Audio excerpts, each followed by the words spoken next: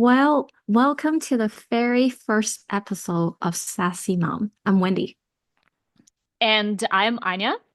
And, this is a podcast where we will blend our passion for technology, SaaS, and also, I think, second job, which I think is even harder than just working For in sure. technology, is being a mom, right?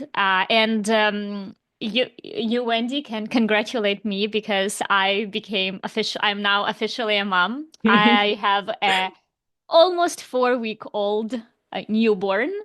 And Yes. honestly, I was trying to, just get dressed for this podcast and do my hair. But unfortunately, I didn't have time. And literally, I was just breastfeeding like 10 minutes ago.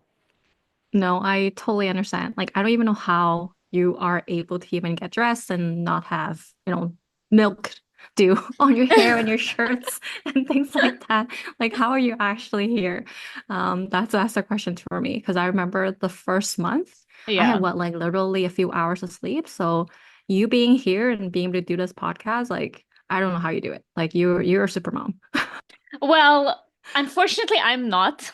First of all, because I have my mom here and she's helping with my child a lot.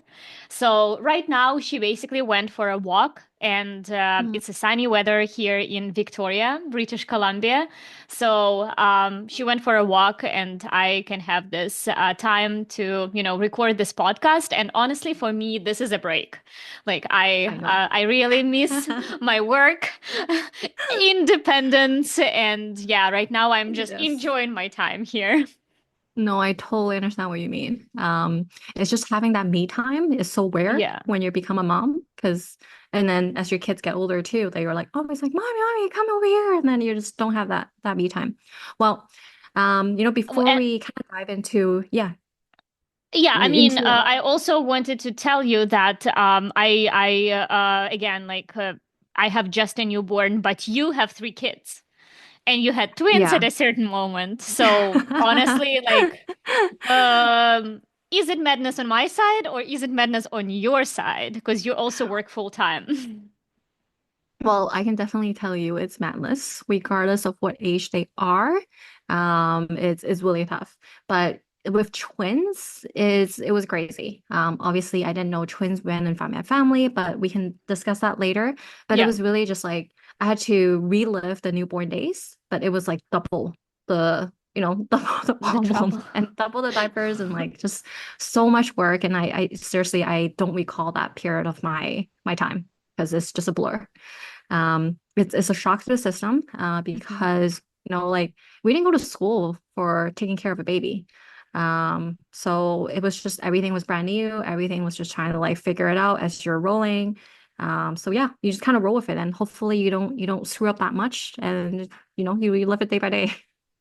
Yeah, I'm just basically like 4 weeks in, and today my partner, he told me, "Hey Anna, you're doing a great job. I'm proud of you. I wouldn't be able to do it." And what I told him, I was like, "Actually, I'm not sure I can do it."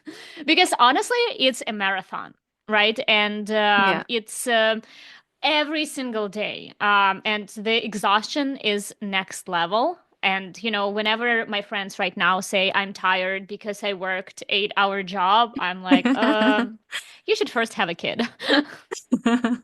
No, totally. I think it's not even like the exhaustion from like just lack of sleep. It's Yeah. the exhaustion from like just learning or not even learning. You're like trying to keep this little baby alive, keep yourself alive, make sure he's fed. Maybe you're fed.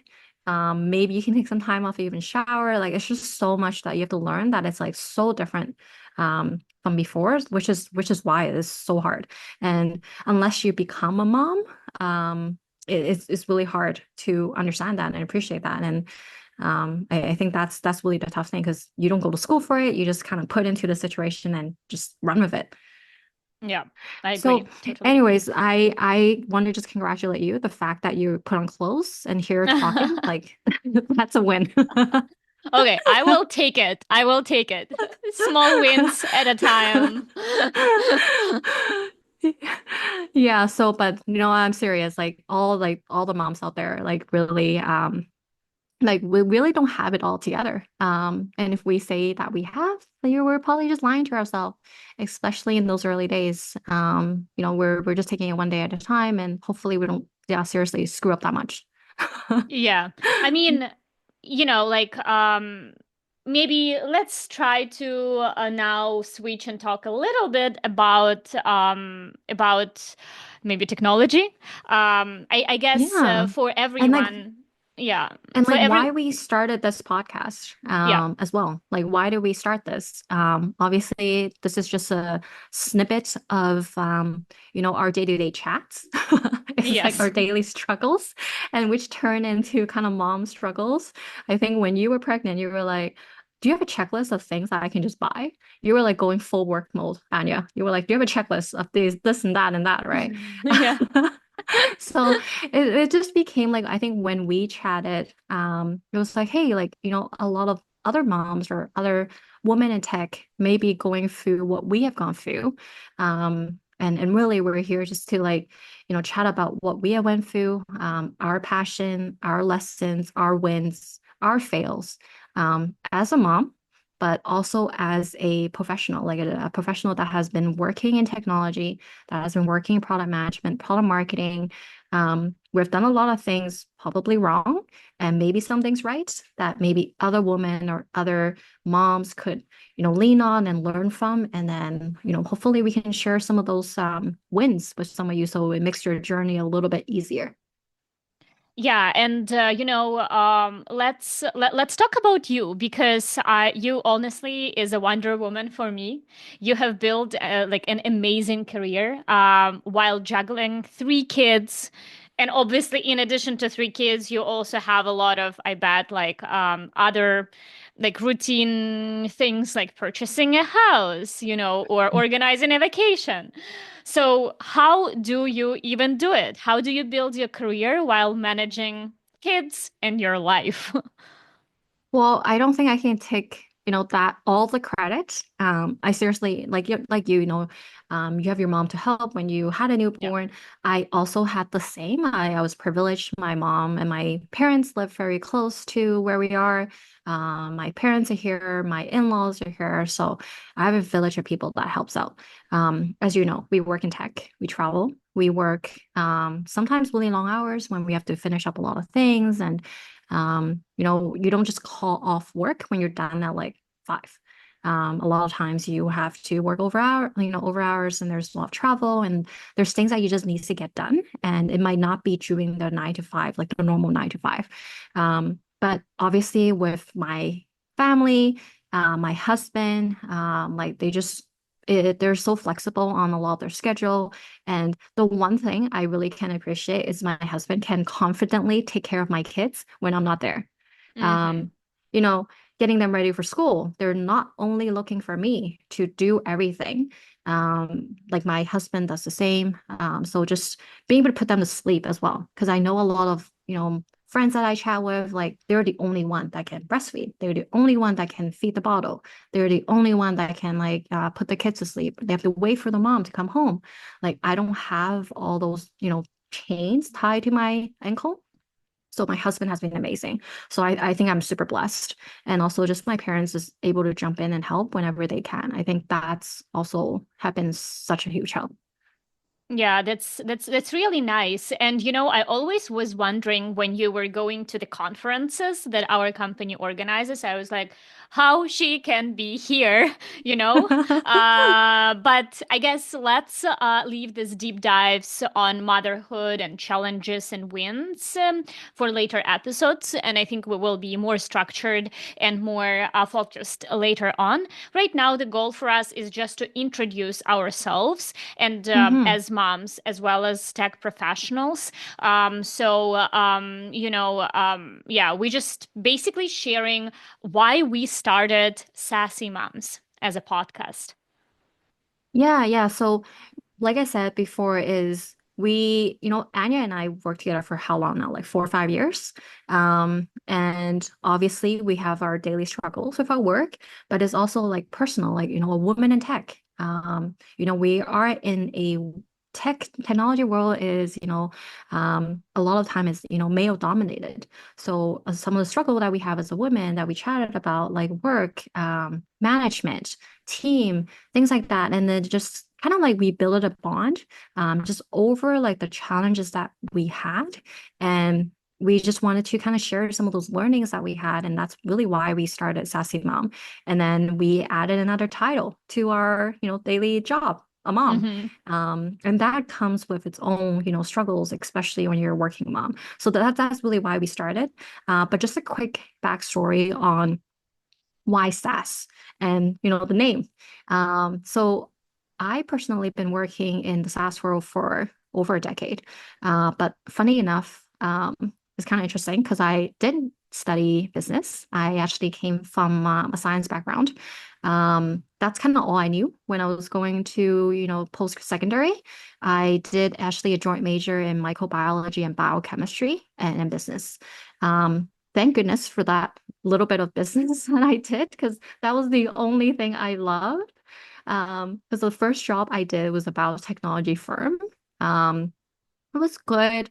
I liked the science of it. I like learning about, new things like that. But the opportunities wise, it was just very limited, especially in Canada and Vancouver where we're at. So I pivoted really quickly, kind of leveraging my background in technology, in a little bit of business. I pivoted to, financial technology. Then I jumped into telecom, and we're now in IT. So that's really where I have been for the last, I don't know, over a decade. But that common thread has always been B2B. That's what drawn me, is learning about that technology, understanding it, understanding that complexity and kind of turning it into more simple simplicity. That's really what drew me to SaaS and technology. And of course, like I've throughout the last few years, is kind of learning the ins and outs throughout the different industries, throughout the different teams I was working in, what makes it great, and honestly, like what doesn't work, which is really honestly what's bonded us, to be honest, Anya, Yeah. just figuring it out as a day to day, as we're learning. Yeah, and yeah, that's why we wanted to do this podcast and, share our wins, but most importantly, our learnings so that someone else can just take those and quickly like just get started really quick. And by the way, you mentioned that we were working like for 4 or 5 years. I think it's in a current company, but I guess both of us have already over a decade of experience Mhm. in general in technology. And but our company is very interesting because I think like a lot of learnings that we got was from this company, or at least for me. Mhm. Mhm. And I still remember our first day working in IT specifically. The amount of acronyms we have in our industry is insane. Insane. Yeah, Insane.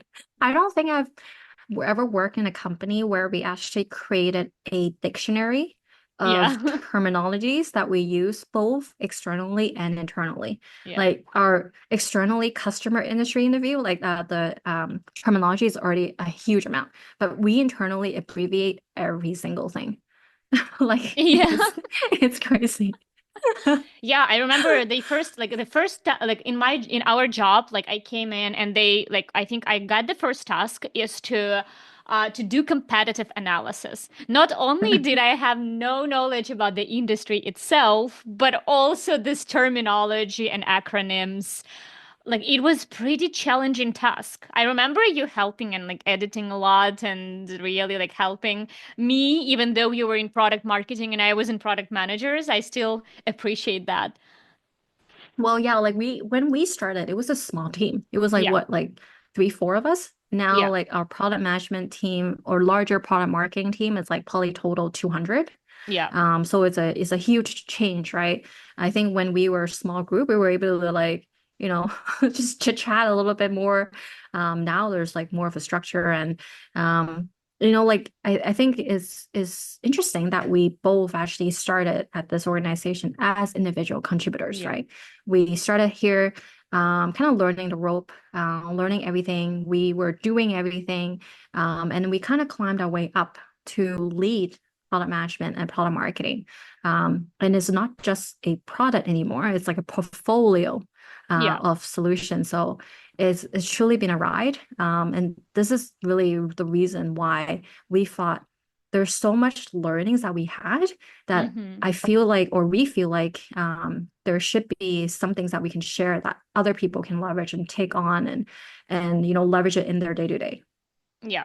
And honestly, this is the reason why also I stayed in this company for so long, is because like every day was new and there was so much learnings, Yeah. and just being motivated by these learnings ended Yes. up like us working for so long because the role has evolved.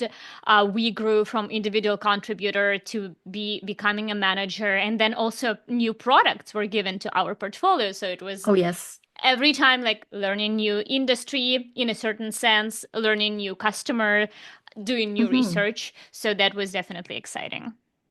Yeah, for sure. Well, Anya, Hmm. enough about me. How about yourself? Can you tell us a little bit more, your background, your product management experience? Kind of tell us your story. Yeah, absolutely. So, I'm originally from Ukraine, and I was born in a very small town in Ukraine. But I did get my bachelor's degree in Kiev, which is the capital of Ukraine.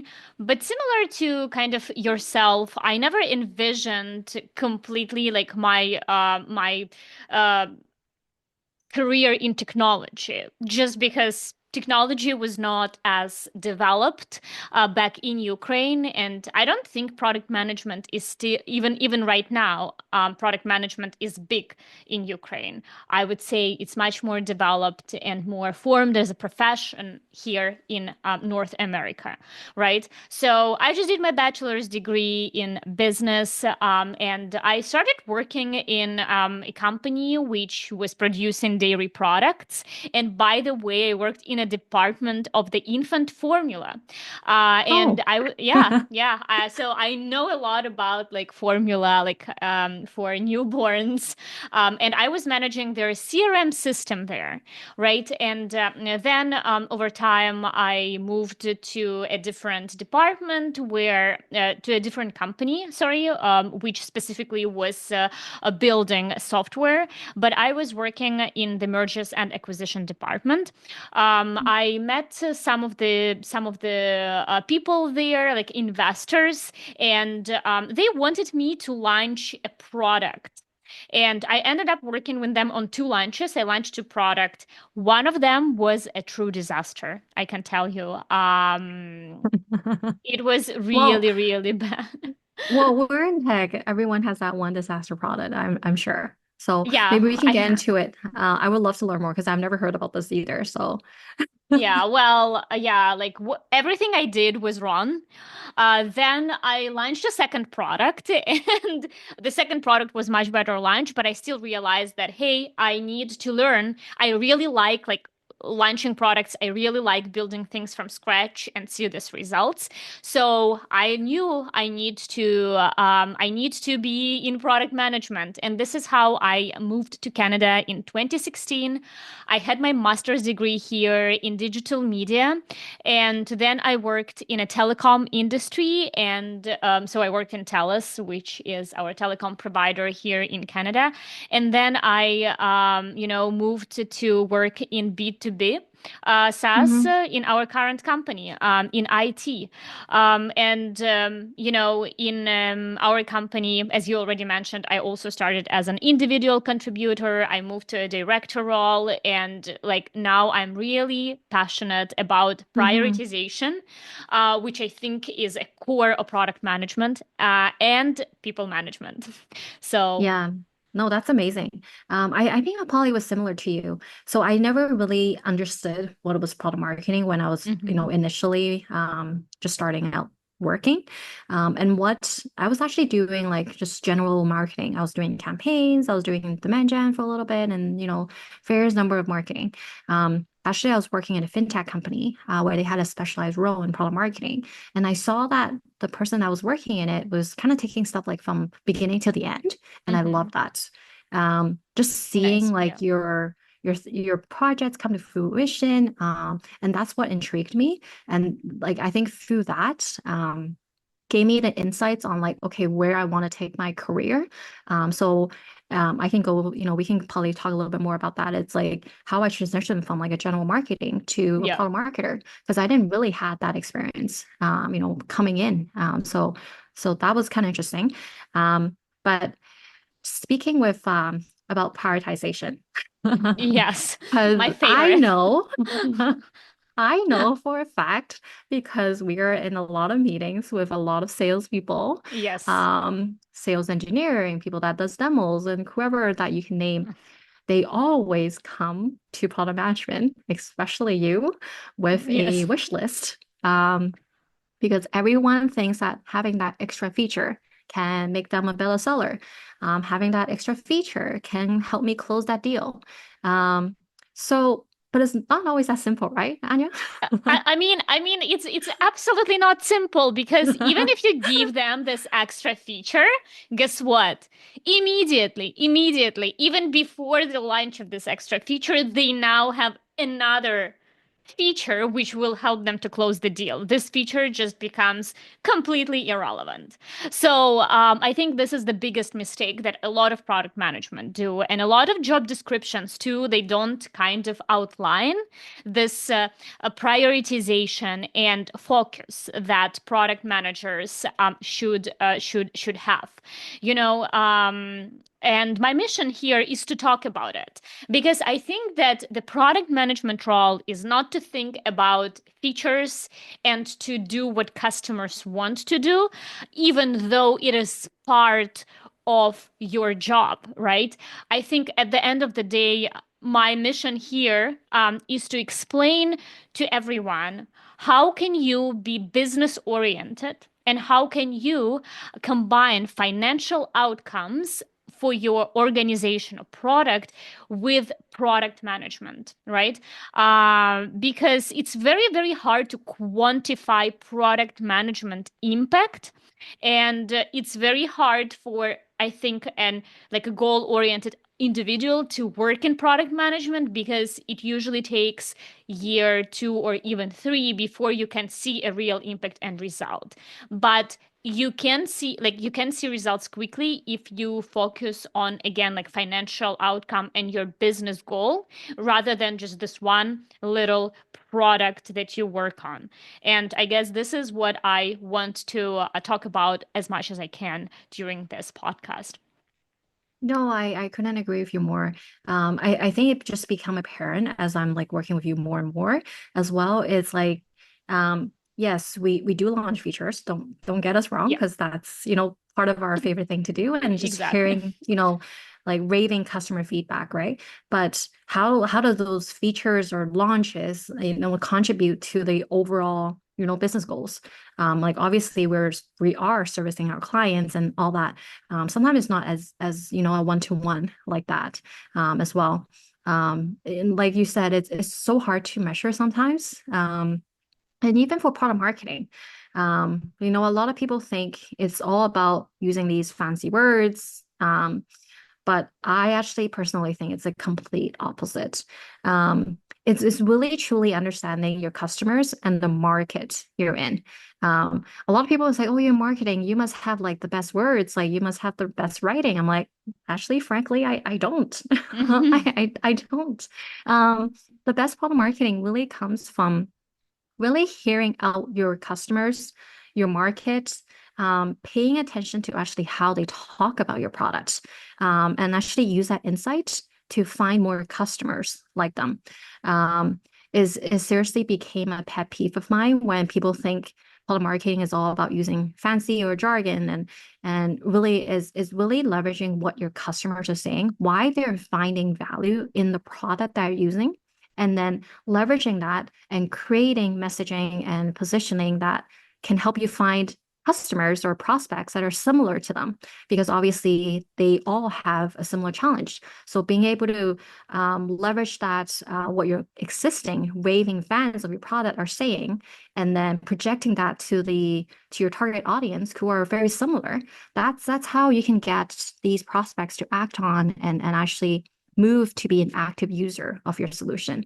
And I truly believe that's really how we as a product team has grown, and how I have seen this work in not just one solution, but now 8 different solutions that we're in charge of. Yeah, and like I can comment on like because I work with you a lot, right? I see your the skill that I don't know, it's talent or maybe a skill that you can teach everyone through this podcast. Is that honestly, like you are great in somehow turning even our features that we launch into like I don't know like having this story the story like outlined, and it's such a rare talent because I mean even on your team, like I don't know if I can say that controversially, but I don't see like people on your team who can do it. And that's why sometimes I'm like, Wendy, can you join this call, because I need you to like hear us as product managers. We are not great at telling story, we are not great at finding customers and extending our like customer like acquiring customers. So like you somehow can convert whatever we are doing into something that is so valuable from the storytelling, from the like marketing perspective. I don't know. And it's a very rare skill. So you should wrap your thoughts around how you're going to teach this skill to our audience, because once you learn as a product marketer this skill, I think you will be like a champion and you can make like a really big financial impact to any organization. I I know. think it's a teamwork, to be honest, Mm-hmm. because obviously I personally work with a lot of product managers, but if we are not understanding the value prop of the product or the feature we're launching, we're not understanding who is it for, who the target audience is. A lot of that prep work that you and your team are doing, because a lot of times like I'll just be asking questions like if we don't understand what the use case is, what is it, what are we trying to achieve? There's no story for product marketers to tell, right? So I think Mm-hmm. it kind of go both ways. I think it's you being able to drive like, hey, we need to figure out like what is the metrics of launching this feature. Once your team understands that metrics and understand that they are more in collaboration with product marketers to help us understand what is that challenge, what is that problem we're trying to solve, and what is that use case. And that's how we can really turn into a story, to be honest. So I don't think Yeah. it's a one-way street here. You I think sometimes annoy me when you ask 5 whys, but I know it's for good. yes. Anyways, I think this Yeah. is, yeah. So, just like, I guess maybe let's give an out, like a little highlight right here that basically for our audience, this is what we Hmm. will talk about, right? We will talk about everything SaaS. We will talk about our challenges as professionals. We'll talk a lot about product management, product marketing, and just navigating your career, and hopefully helping you to progress in your career and be better. And also we will talk about how like just being a mom, right? And our challenges, and hopefully providing some solutions Hmm. around Hmm. this.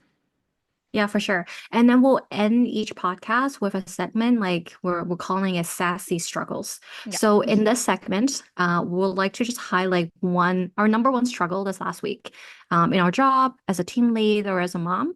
And I'll kick it off. This is not a struggle that I had just recently. I Mm-hmm. have been struggling to get my kids to just hear me out or listen to my instructions as I'm telling them to like, can you eat? Can you put on your shoes because we need to go out? Can you go to sleep? Can you stop playing around on your bed? Please go to sleep. Oh, wow. I Okay. find I find myself just being a constant like tape recorder. Um, and sometimes my patience went low and I Mm-hmm. start raising my voice. And this is the absolutely last thing I want to do. But I'm a human. I make mistakes. So I am just struggling with that. So I'm trying out a few things. So I'm putting it out in the open now because I want to see if I'll say what I actually do. So one of the Thanks, sis. I'm trying to like not act in the moment anymore. Hmm. So I like, okay, when I'm seeing them like just not listening, I just walk out. I will come back to it when I'm a Hmm. little bit more calm. So that's one of the things I'm at least trying. So I'm putting it out there so I can live by it. So I've also said it to my husband. I'm like, can you just ensure that I'm actually doing this? So I'm doing it Okay. in two ways. Um, the other thing is I actually bought this thing on Amazon. It's like this checklist thing. So um where I'm struggling is like their day-to-day activities. So when they come home from daycare, it's like, hey, like go shower, go eat. But they're doing the same thing over and over again. So I bought this like really cute actually checklist where they can like move the button from like I did it or I didn't. And then at the end, they can actually see like I've completed everything. And then like sometimes I'll give them a treat if they have done it without me constantly reminding them. So we'll Hmm. see if this works. But Oh, that's what I've been struggling with. I see. Actually, let's it's interesting. Can we get a link? Like, we will ha have a link of this checklist from Amazon in our Yeah, podcast. So if anyone is interested to also get it, please yeah, do yeah, use the definitely. link. One of the questions that I have though, as a product management, as a product Yes. manager and as a researcher, so obviously I understand that like your kids need to put on shoes before going to, I don't know, daycare or to school. But have you also tried to potentially like just if you tell them go to bed and they don't want to go to bed, just to let it go? And like if they don't want to go to bed, just let them play? Do you like, I don't Yeah, know, yeah, I'm a yeah. new mom And here, that's but yeah, that is exactly what I said. Like I just walk away from okay, that what okay. situation. So I'm Okay. not in it. I think where I'm struggling is when I'm in it, I get frustrated. Yeah, yeah. But if I just let them um be late for well, Mm-hmm. I guess I can't let them be late because I have to go to work. Yeah. But Yeah, like in certain going to situations you yeah. can't let it go, but Yeah, when you're at like for home, example, like going to yeah. sleep. Yeah. Yesterday, usually they sleep at like 8:30. Yesterday they didn't sleep until 9:30. I'm like, you guys play, and then they eventually went to sleep. Oh, But nice. it's like, so it's like I am trying, but it's so hard for me. As you know, I'm a control freak. Hmm. Um, so I know. That's why my like when you said a SaaSy struggle, I'm like, do you have the same struggle at work? Maybe you should do some strategies at work too. yeah, like I'm a control freak, so like anything that's like not going the way I think it should go, it kind of like freaks me out. Yeah. So yeah, like I'm trying to like just step out of that situation and like let myself just process it. Or I guess not even process it. I'm not even in the situation to process it. Hmm. And I think it helped at least help me not get frustrated. And I'm like, okay, what's the worst that can happen? Like they get, 1 hour less sleep. Yeah. They still woke up the same time today, so there's no reason for anything. So that's what I've been working. I have a, newborn for weeks, and my struggle is a little bit different. It's basically gases and colics. So I have a pretty positive baby. I don't see him crying really much, even if he has like dirty diaper or like sometimes maybe when he's hungry. But colics and gases has been an issue since the second week. I didn't know what to do really. Everyone was stressed out. And I remember reaching out to you, Wendy, and you mentioned that the first thing that I can do is burping. So I didn't do burping because my child was like eating, breastfeeding, everything was all right. But once I started doing it, the gases definitely like decreases significantly and they became more manageable. Second Did you thing do that my did you do my burping technique?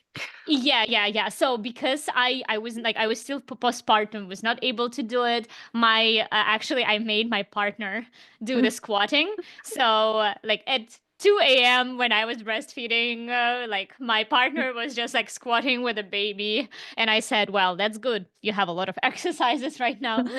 Baby makes you fit."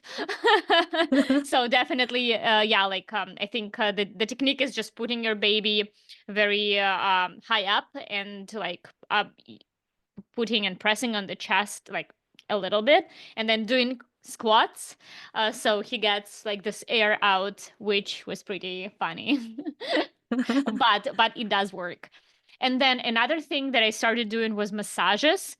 Hmm. Also, like there are different techniques you can find on like Instagram or online. What works for me is doing the eight with his hips. So taking his hips and like moving gases like through his body, and definitely doing bicycle legs. And I think like if like the biggest learning that I got was in in order to help him with gases, you should do this massage not when he has gases, but every single time. Hmm. So every time I change a diaper or every time he's like in a lying position, not in my arms, I'm going to do massage, and this also helps him to like better cope and get the gases like down in a system. And another thing that my friend recommended is to give your baby probiotics. So I just ordered probiotics for infants on Amazon, and I'm going to try this. Also, we have a link here, so if anyone is interested to try this product, please try. Let us know. But in the next episode, I think we will share our purchases and see if they have helped our babies.